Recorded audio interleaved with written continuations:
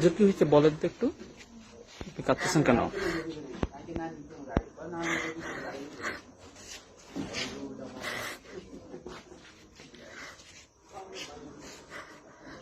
বলেন কি হয়েছে বলেন।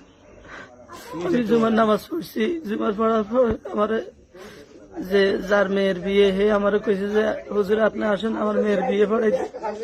এরপর আমি বিয়ে পড়াইতে যাইতেছি, বাড়িতে এখনো ঢুকি নাই, গেটে আছি। এমন সময় ওনার বড় ভাই দুলাল, হে পুলিশে চাকরি করে, সে আমারে দেখি, আমি তারা সালাম দিছি, সে সালামের জবাব দেয় না, আমারে বলতেছে হে দাঁড়া, খাড়া এখানে খাড়া। এরপরে সে আমারে বলতেছে যে তুই এই এলাকায় চাঁদা কালেকশন করছ। আমি কইলাম যে কিসের চাঁদা কালেকশন করি? কয় তুই চাঁদা কালেকশন করছ। আমি কিসের চাঁদা বলেন?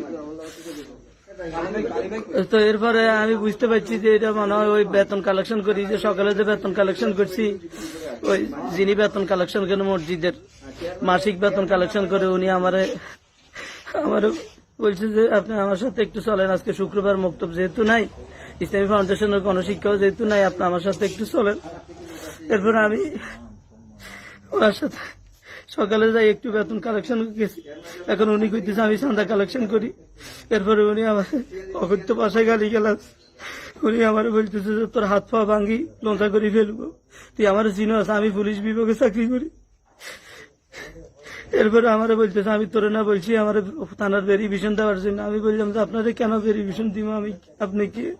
এই কথা বলার পরে উনি আমার বলছে মাদার কি করি।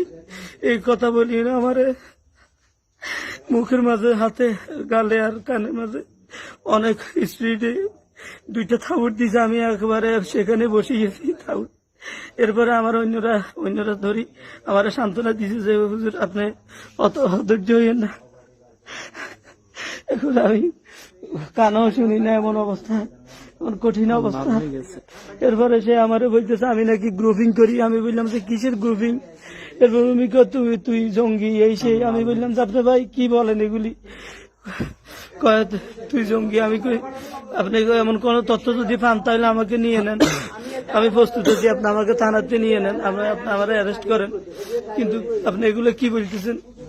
এরপরে উনি আমার মাথা খারাপ গালিগালাজ, অকথ্য ভাষা গালিগালাজ প্রয়োগ করছে। এরপরে আমি চলে এসেছি। চলে আসার পরে এরপরে আমার মুসল্লিরা কিছু গেছে, ওনাদেরকে জিজ্ঞেস করার জন্য যে হুজুরের কেন এভাবে দাওয়াত দিয়ে অপমান করল।